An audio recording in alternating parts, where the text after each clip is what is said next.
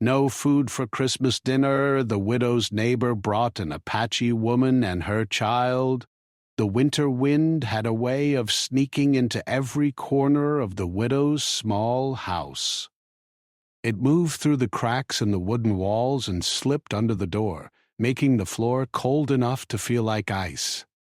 The widow, whose name was Martha, sat near the only window in the room. She watched the snow fall softly outside, covering the ground like a white blanket. The snow made everything look peaceful, but Martha knew the truth. Peaceful or not, the snow also meant more cold, more hardship, and more silence. Christmas was only a few days away, and the town was already preparing. People were hanging bright lights, decorating trees, and baking warm bread. The air smelled like cinnamon and pine. But Martha did not feel the Christmas spirit. She felt the emptiness instead. Since her husband had died a year ago, she had tried to keep going, but each day was harder than the last. She had 3 children. The oldest was 12, the middle one was 9, and the youngest was 5. They were good children, and they tried to be brave, but Martha could see their eyes. The children were trying to hide their disappointment, but they could not hide their hunger.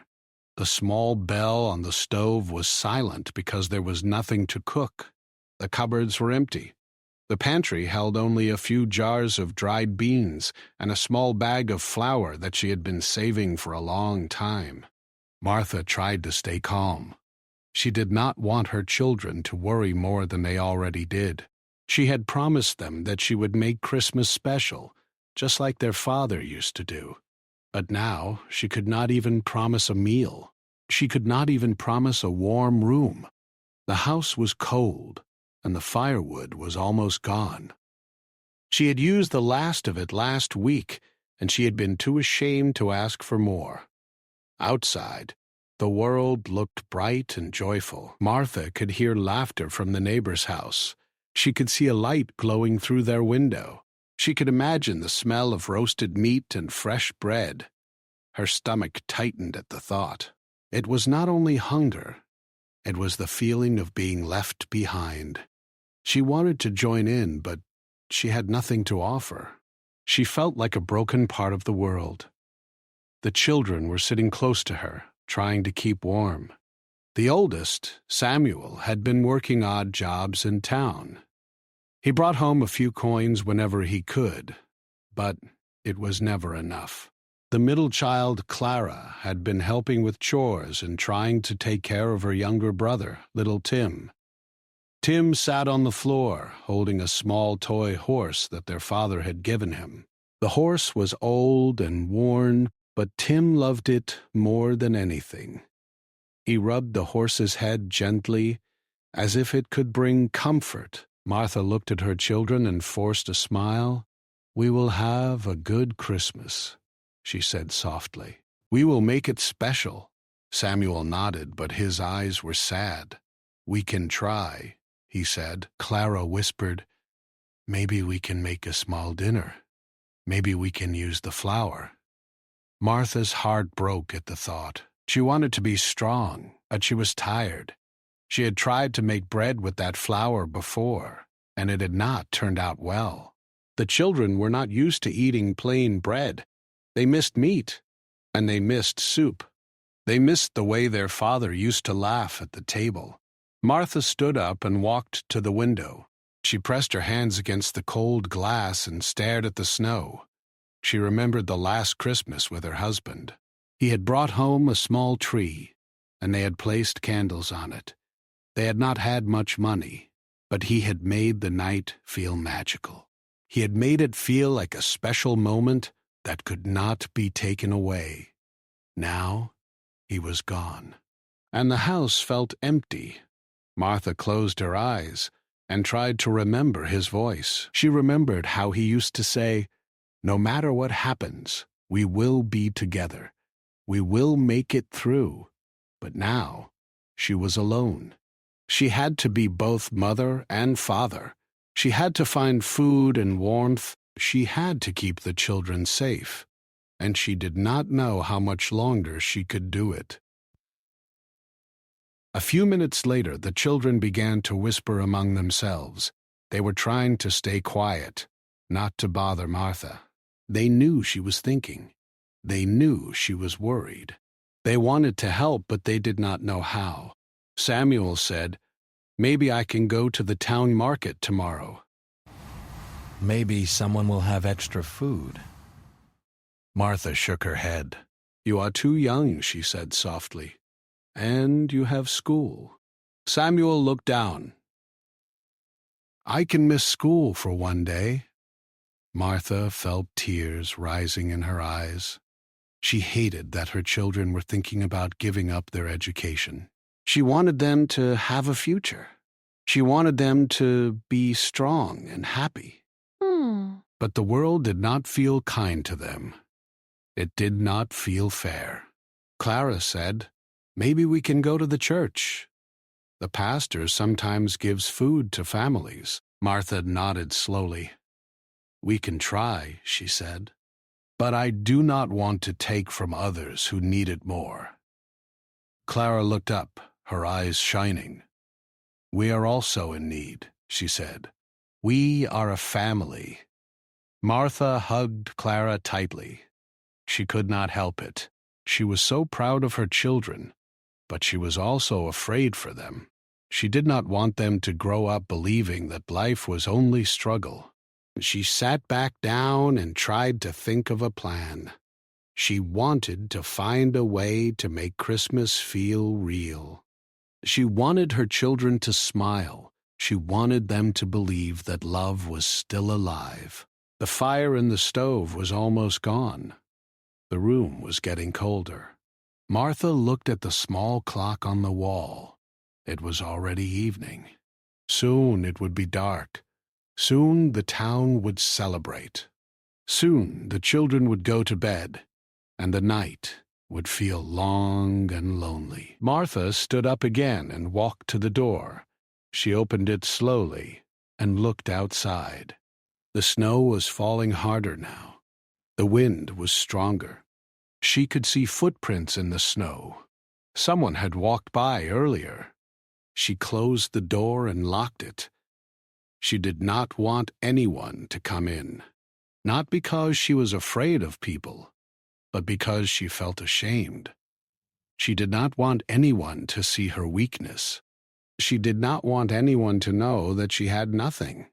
She sat down again, and the children gathered around her. They looked at her with hope in their eyes. They wanted to believe that she would find a way. They wanted to believe that their Christmas would not be empty. Martha took a deep breath and tried to speak with strength. "We will sleep early tonight," she said. "Tomorrow we will go to the church. We will try to find help, and we will make Christmas special, even if it is small." The children nodded. They believed her. They wanted to believe her. Martha looked at them and felt a deep love. She knew she would do anything for them. She knew she would protect them. She knew she would keep trying, no matter how hard it got. The night grew darker. The snow continued to fall. Martha could hear the wind outside whispering like a voice that was too tired to speak. The house was quiet, but inside, Martha's mind was loud. She was thinking about food, warmth, and survival. She was thinking about the past and the future. She was thinking about the kind of mother she wanted to be. She wanted to be brave. She wanted to be strong. And she wanted her children to feel safe. As the night grew colder, the children fell asleep, one by one. Samuel rested his head on the table, still holding the small coin he had earned that week. Clara hugged her blanket tightly. Little Tim slept with his toy horse, dreaming of a happy world. Martha stayed awake. She stared at the empty room and thought about what the next day would bring. She did not know what would happen. She did not know if anyone would help, but she promised herself one thing. She would not give up. She would not let her children lose hope. and she would do everything she could to make Christmas feel like Christmas, even if it was only a small light in the dark. The next morning, the air outside felt even colder than the night before. The snow had covered the ground in a thick layer. Every step the children took made a soft, crunching sound. Martha wrapped her children in extra blankets and coats, trying to keep them warm. Their faces were pale, but their eyes still held a quiet hope. They moved slowly, not because they were lazy, but because the cold made every movement feel heavy. Martha decided to go to the church first. The church was not far, but the walk felt long. Along the way, they passed other homes where families were preparing for Christmas. Houses had smoke rising from chimneys. Windows were decorated with candles. People waved and smiled, and the children looked at the warm houses with longing. Martha tried to smile back, but inside she felt like her heart was breaking. When they reached the church, they saw the pastor standing near the door. He was a kind man with gentle eyes. He greeted them warmly and asked how they were doing. Martha felt embarrassed. She did not want to tell him about her problems. She did not want to admit that she had nothing. The pastor noticed her hesitation. He looked at the children and saw their tired faces. He could tell that something was wrong. He put a hand on Martha's shoulder and said, "Come inside. Warm yourself. We will see what we can do." Inside the church, the air was warm. The children breathed in the warm air and felt relief. The church smelled of wood and candles. There was a big Christmas tree at the front. The tree was decorated with simple ornaments, but it looked beautiful in the light. Martha felt a small pain in her chest. She wanted her children to have that feeling too. She wanted them to see the tree and feel happy, not hungry. The pastor led them to a small room where other families were waiting. Martha saw other children who looked tired and worried. She realized that they were not alone. Many families were struggling. The pastor spoke quietly with a woman who was organizing food donations. Martha listened to their conversation and felt hope. When the pastor returned, he sat with Martha and said, "We can give you some food. We have some bread, potatoes, and a little meat. It is not much, but it will help." Martha's eyes filled with tears. She tried to control herself, but she could not. She nodded and whispered, "Thank you." The pastor smiled gently. "Do not worry. We will help you. You are not alone." Martha wanted to ask for more, but she stopped herself. She did not want to be greedy. She did not want to take what belonged to someone else. She was grateful for the small help, but she also felt ashamed. She wondered how she would ever be able to repay this kindness. The pastor handed her a small bag of food. It was heavy in her hands, but the weight felt good. It felt like a small gift from the world. She thanked the pastor again and left the church with her children.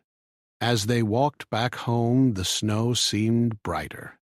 The sun was shining, and the world looked more alive. Martha felt a small spark of hope inside her. Maybe Christmas would not be so empty after all.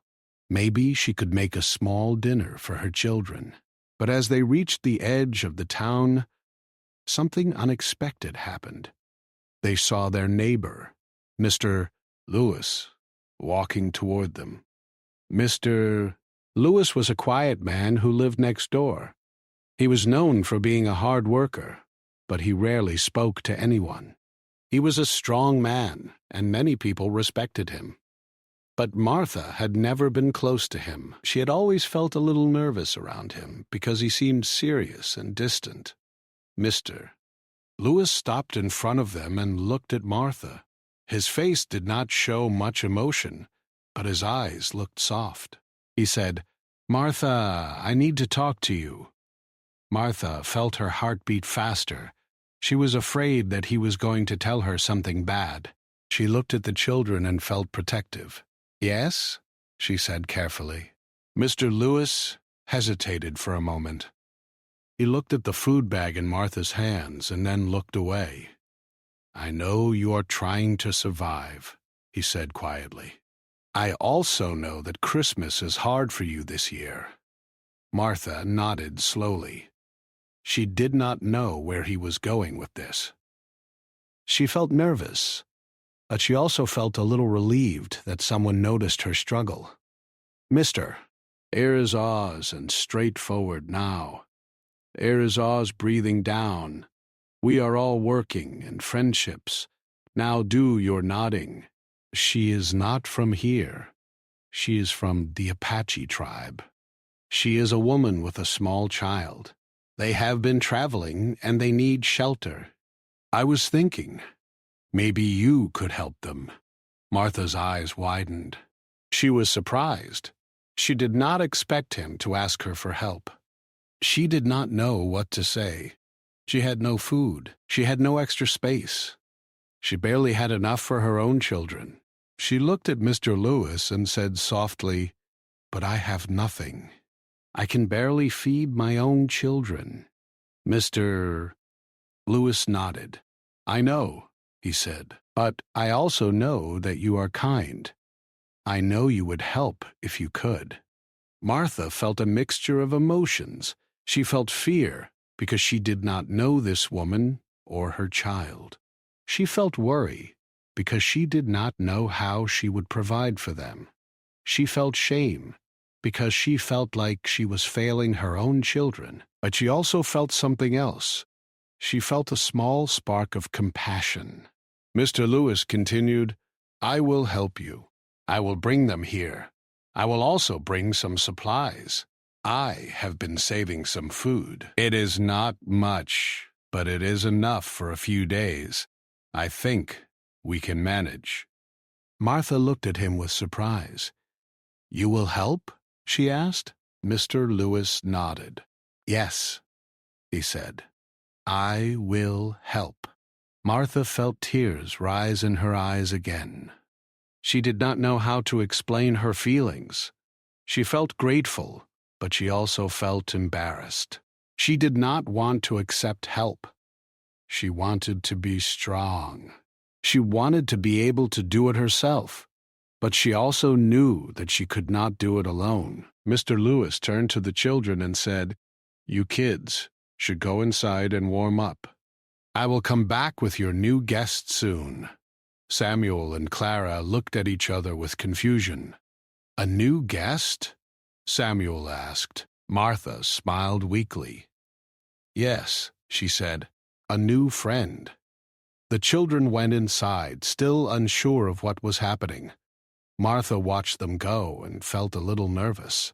She took a deep breath and tried to prepare herself. She did not know what the day would bring. A few hours later, Martha heard a sound at the door. It was a soft knock.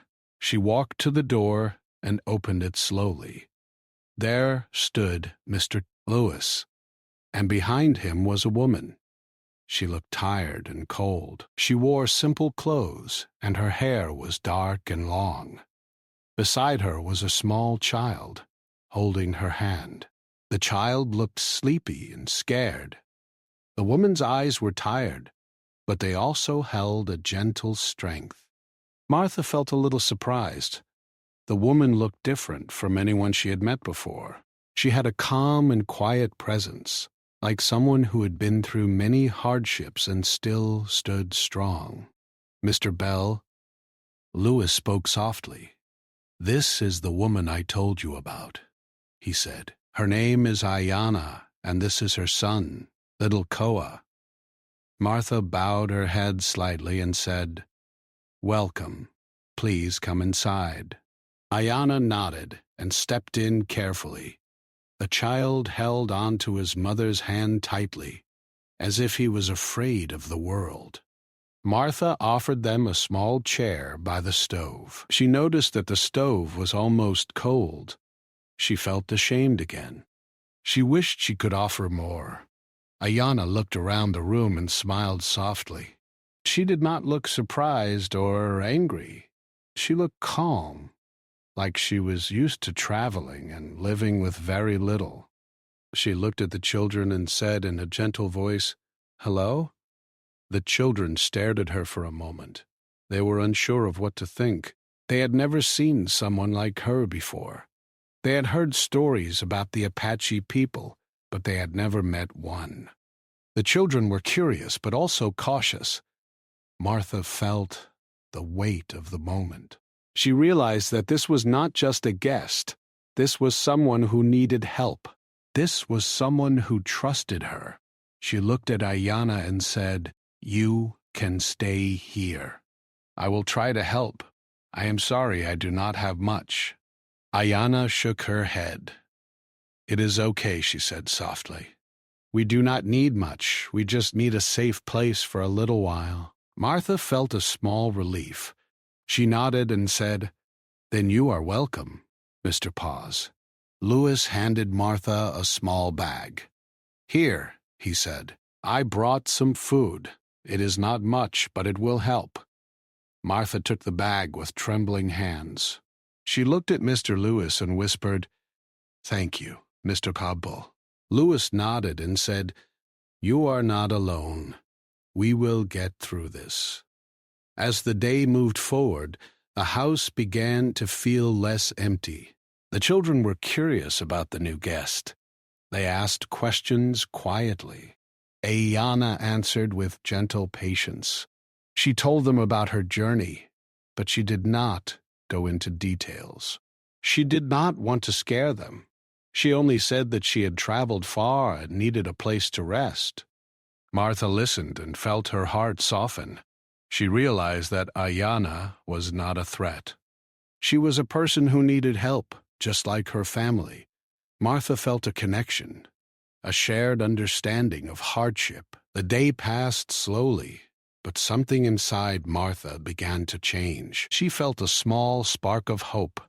Maybe this Christmas would not be empty after all. Maybe, even in hardship, there was still room for kindness and love.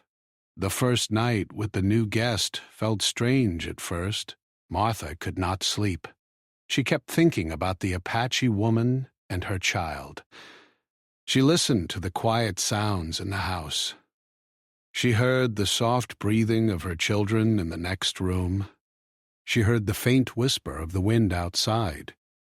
And she heard the soft, calm breathing of Ayana and her son, sleeping in the corner. Martha stared at the small stove. The fire had died down. I wished she could make it warm again, but she had no wood left. She thought about the bag of food Mr. Lewis had brought. She had been saving it for the next day, but she wondered if she should use it now. She wondered if she should share it with Ayana and her child. She felt guilty for even thinking about keeping it all for her own family. She got up quietly and went to the kitchen. She took the bag of food and opened it carefully. Inside there was a small amount of bread, some dried beans, and a little bit of meat. It was not much, but it was enough to feed the family for one meal.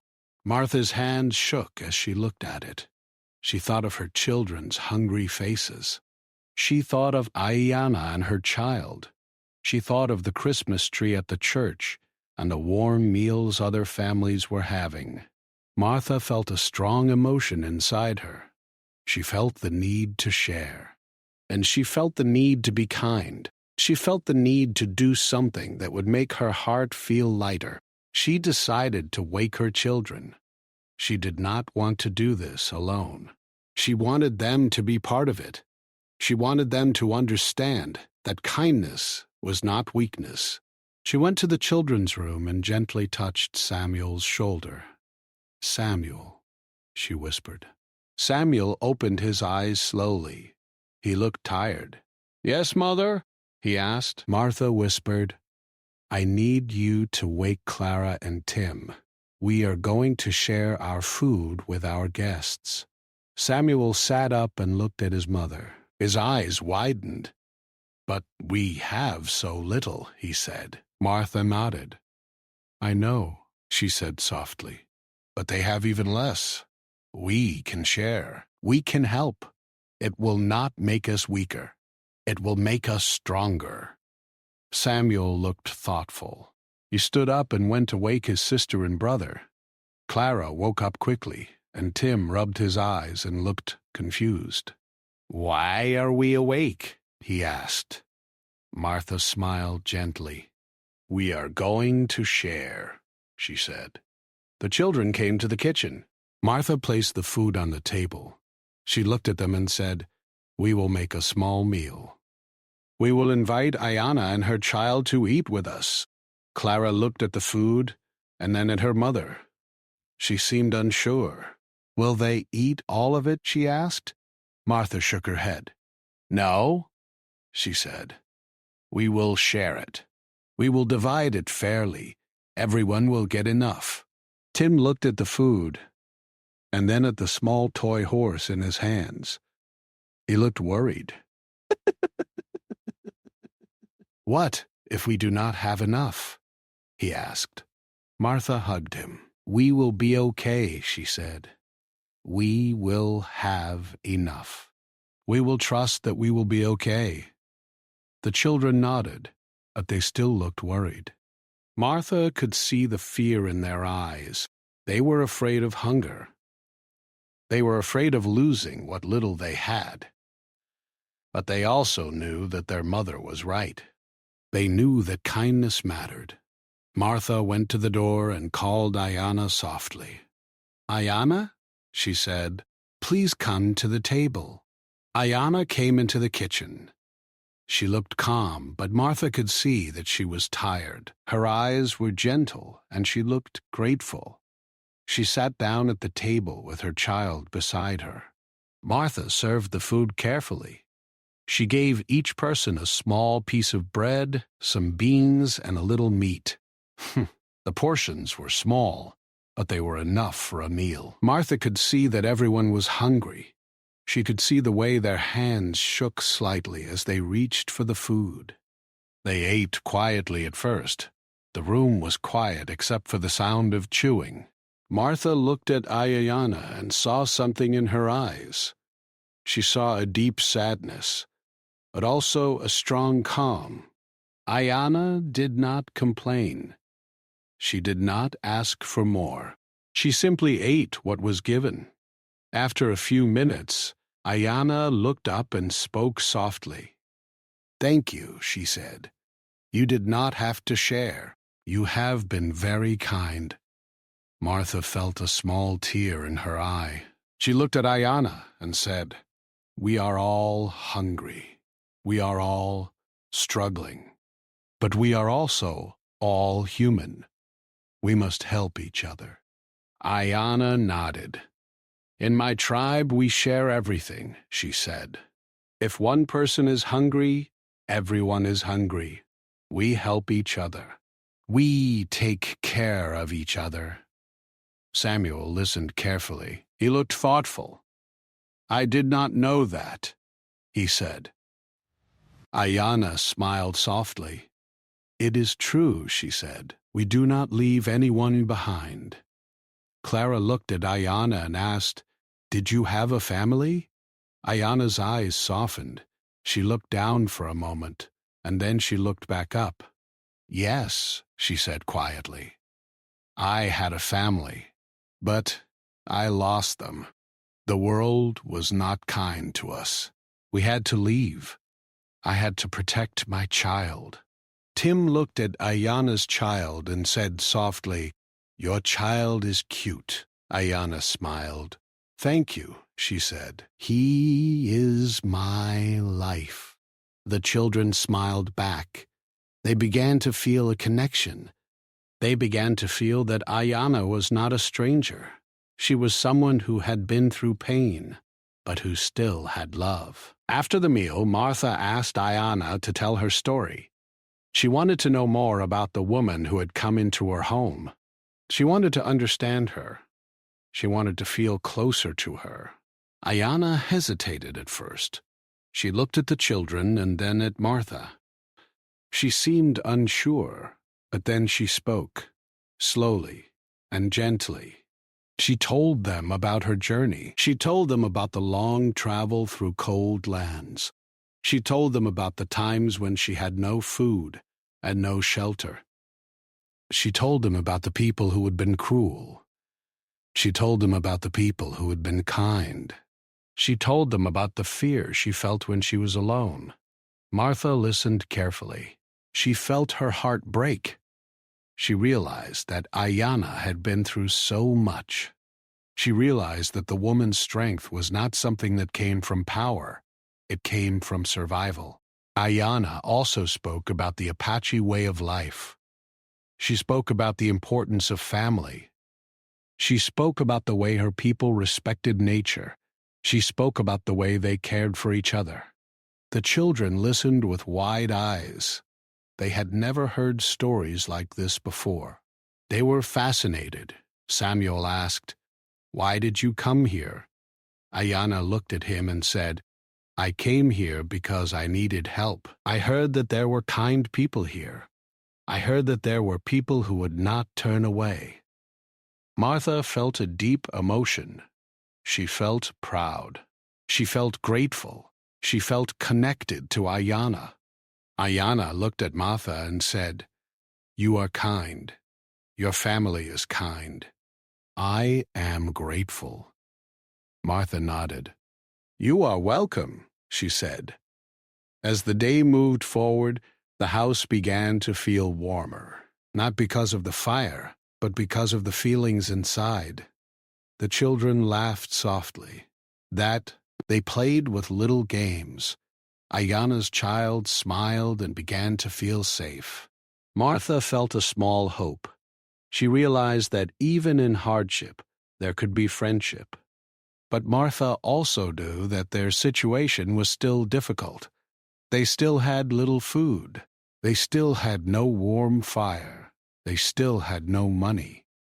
They still had to face the world outside. But for the first time, Martha felt something she had not felt in a long time. She felt that she was not alone. She felt that there was still kindness in the world, and she felt that maybe, just maybe, this Christmas would not be as empty as she had feared. The next morning, the house felt different. The air was still cold, but inside, there was a quiet warmth. It was not from the stove, because the stove was still weak and the fire was small. The warmth came from the feeling of togetherness. Martha had slept better than she had in weeks.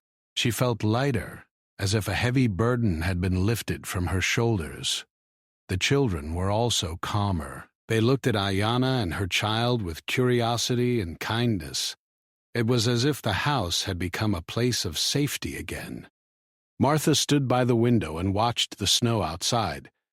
She could see the neighbor's house across the way. Mr. Lewis was chopping wood in his yard. The sound of the axe hitting the wood was loud and steady. Martha felt a sudden hope. Maybe he would bring more wood. Maybe he would help them stay warm. Ayanna was sitting near the stove, holding her child. She looked at the small fire and then at Martha. "Do you need more wood?" she asked softly. Martha shook her head. "I don't have any," she said quietly. "I don't have money to buy more. I don't have anyone to help." Ayanna nodded slowly. She looked thoughtful. She had been traveling for a long time, and she had seen many kinds of people. She knew that sometimes help came from unexpected places. She knew that kindness could appear when you least expected it. Just then, there was a knock at the door. Martha walked to the door and opened it. Mr. Lewis stood there with a small pile of wood on his shoulder. He smiled slightly and said, "I brought some wood. It will last a few days." Martha felt a rush of gratitude. She did not know how to thank him. She wanted to say more, but she felt shy. She looked at the wood and then at Mr. Lewis. "Thank you," she said simply. Mr. Lewis nodded. "You are welcome," he said. and I brought something else." Martha looked at him, confused. "Mr. Gardner." Lewis handed her a small basket. Inside were vegetables, potatoes, and a small jar of butter. Martha's eyes widened. She could not believe it. She had not expected this. She felt her heart warm. Mr. Lewis said, "I spoke to some people in town. They wanted to help, but they didn't know how. They told me to bring this to you. They said, 'You are a good mother.'" Martha felt tears in her eyes. She looked at Mr. Lewis and said, "I don't know what to say." Mr. Lewis looked at her for a moment. His face was serious, but his eyes looked kind. "You don't have to say anything," he said. "Just take care of your children. That is enough." Mr. Lewis turned to leave, but he paused. "I will come by later," he said. "If you need anything, just knock." Martha watched him walk away. She felt overwhelmed. She felt like her world was changing. She felt like the darkness was slowly fading. When Mr. Lewis left, Martha brought the wood inside and placed it near the stove. The children helped. They felt useful. They felt like they were part of something bigger. Martha felt grateful for their help. She felt like the family was becoming stronger. Ayana watched the scene and smiled softly. She said, "Your neighbors are kind." Martha nodded. "Yes," she said. "I did not know this town could be so kind." Ayana looked at Martha and said, "Sometimes people hide their kindness. They do not show it because they are afraid of being judged. But kindness is always there." Martha looked at Ayana and felt a deep respect. She realized that the Apache woman had wisdom.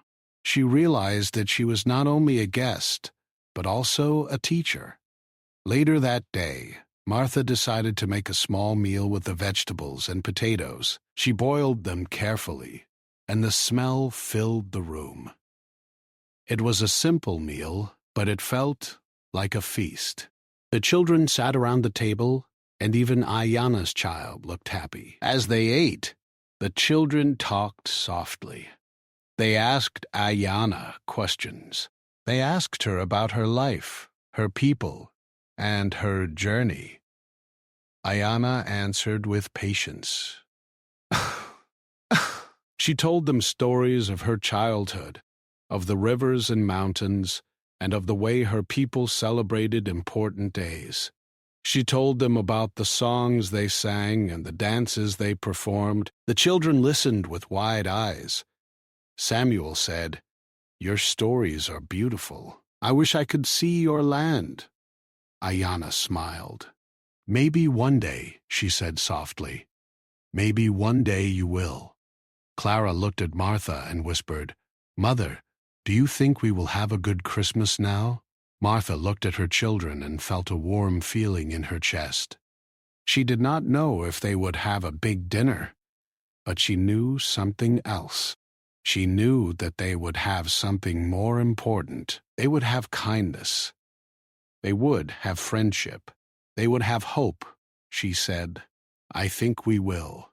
The afternoon passed, and the sky turned darker. The snow continued to fall. Martha started to worry again. She worried about tomorrow. She worried about the future. She worried about the money and the food and the cold. She worried about how long this kindness would last. She sat down near the stove and looked at Ayana. Ayana was watching her child sleep. She looked calm. Martha wondered how she could stay so strong. She wondered how she could keep going after everything she had been through. Ayana looked up and noticed Martha's worried face. She asked softly, "What are you thinking?" Martha sighed. "I am thinking about tomorrow," she said.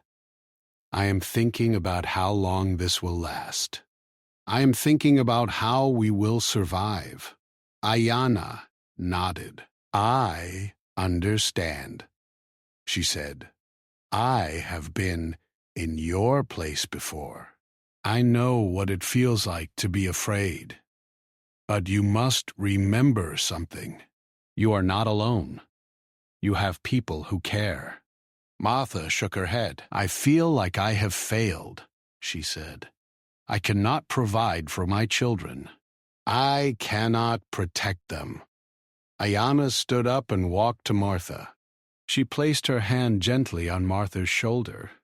"You have not failed," she said softly. "You are doing your best. You are trying.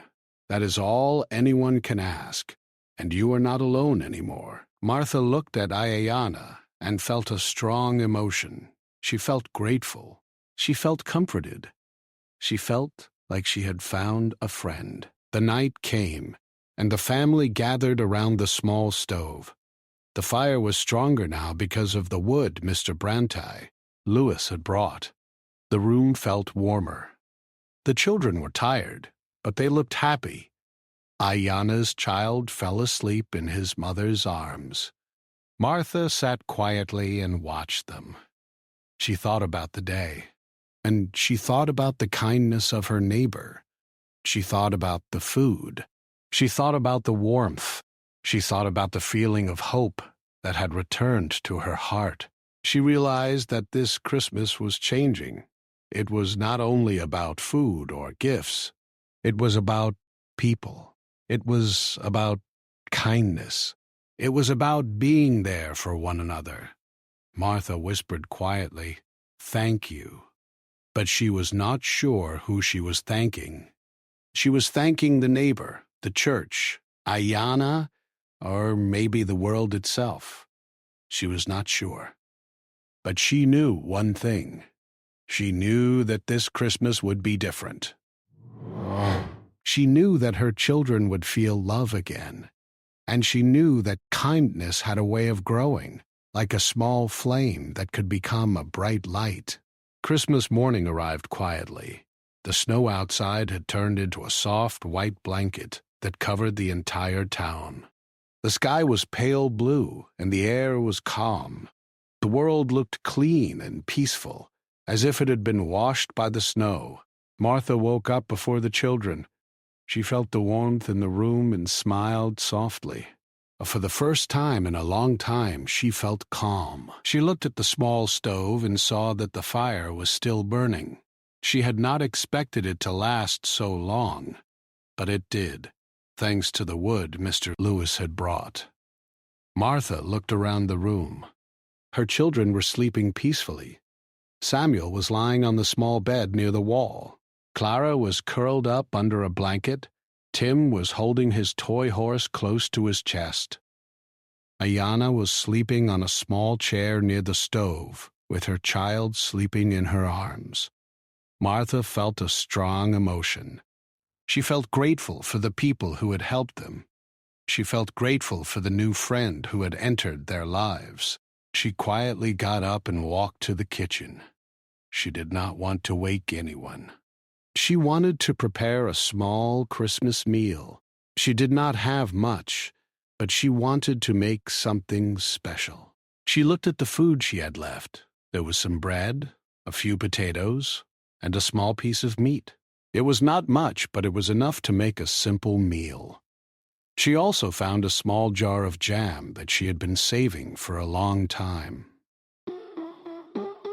She had been saving it for a special day, but she had not expected this day to come. Martha began to cook. She boiled the potatoes and warmed the bread.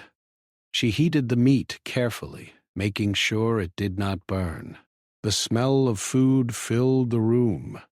The children began to wake up. They walked into the kitchen slowly, still sleepy. They looked at the food and their eyes widened. They looked at Martha and smiled. They did not say anything at first. They just stood there, feeling the warmth and the smell of the meal. Martha smiled and said, "Merry Christmas." Samuel looked at his mother and said, "Merry Christmas, Mother." Clara said softly, "Merry Christmas."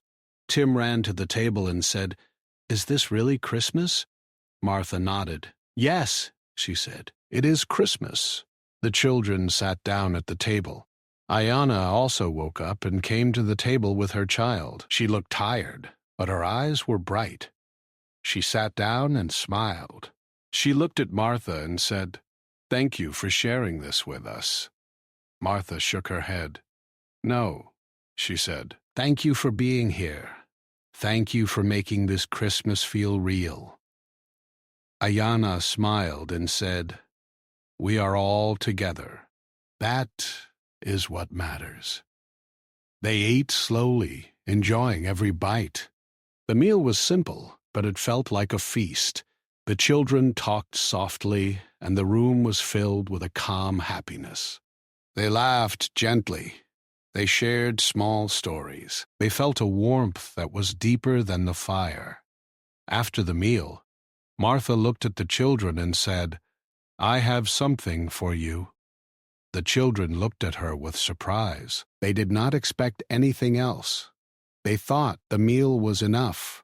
Martha reached under the table and pulled out a small box. It was old and worn. She opened it carefully. Inside were 3 small ornaments. They were simple, but beautiful. She had made them last year with their father. She had kept them safe, hoping to use them again. The children's eyes filled with tears. Samuel touched his ornament carefully. Clara held hers close to her heart. Tim looked at his and smiled. "They are beautiful," he said. Martha smiled and said, "We may not have much, but we have each other, and we have memories." Ayana looked at the ornaments and smiled softly. She said, "These are special. They remind us of love." The children nodded. They felt the meaning of the moment. They understood that Christmas was not only about food or gifts. It was about love and family. It was about being together. Later that day, there was another knock at the door. Martha walked to the door and opened it. Mr. Lewis stood there again. He had a small sack in his hands. He smiled slightly and said, "Martha, I brought you something." Martha looked surprised. "What is it?" she asked. "Mr. Bradley Bride meets he does." Lewis handed her the sack. Inside were more vegetables, some bread, and a small piece of meat. He also had a small candle and a string of lights. Martha's eyes widened. She could not believe it. She felt overwhelmed. "Mr. Lewis said some people in town wanted to help. They wanted to make sure you had enough. They also wanted you to have a little light for Christmas." Martha's voice shook. "Thank you," she said. "Thank you so much. Mr. Kerber." Lewis nodded. "You are welcome," he said. "And I brought something else." Martha looked at him with surprise. Mr. Lewis held out his hand. In his hand was a small wooden box. Inside was a small piece of cloth. It was a simple cloth, but it was beautifully made. He said, "I made this for your children. It is a small gift. It is not much, but I hope they like it." Martha looked at the cloth and felt tears in her eyes. She looked at her children and saw their happy faces. She felt grateful for the kindness of the neighbor. Mr. Lewis smiled and said, "You have been kind to others. Now others are kind to you." Martha nodded.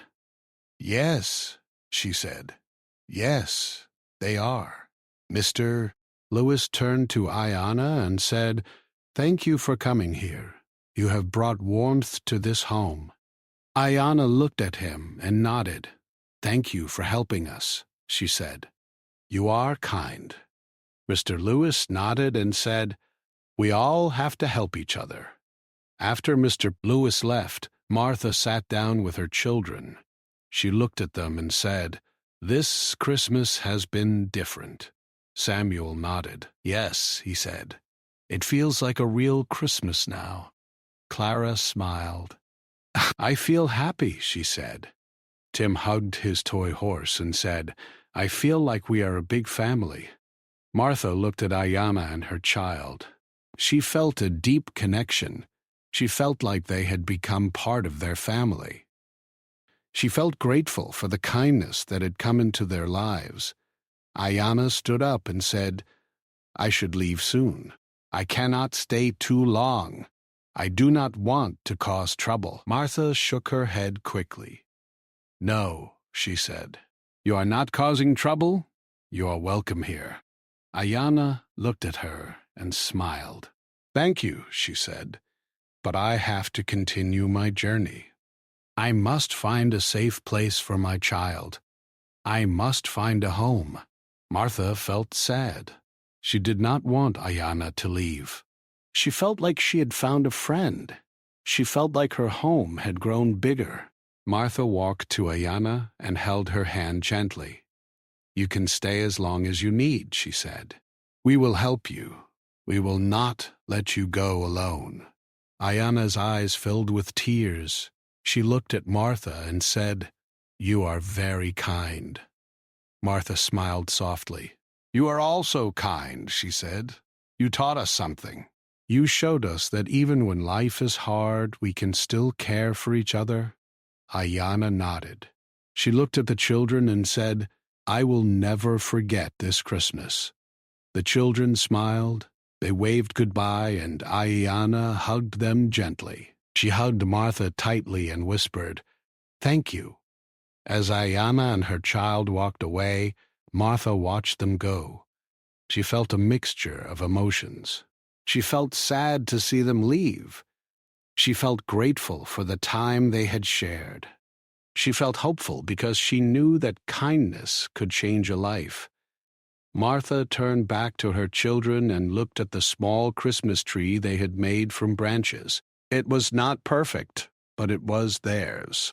She looked at the ornaments and the small candle lights. She felt a warm feeling in her heart. She realized that this Christmas had given her something more than food. It had given her hope. It had given her a reminder that even in hard times, people could be kind. It had given her a new friend. It had given her a stronger family.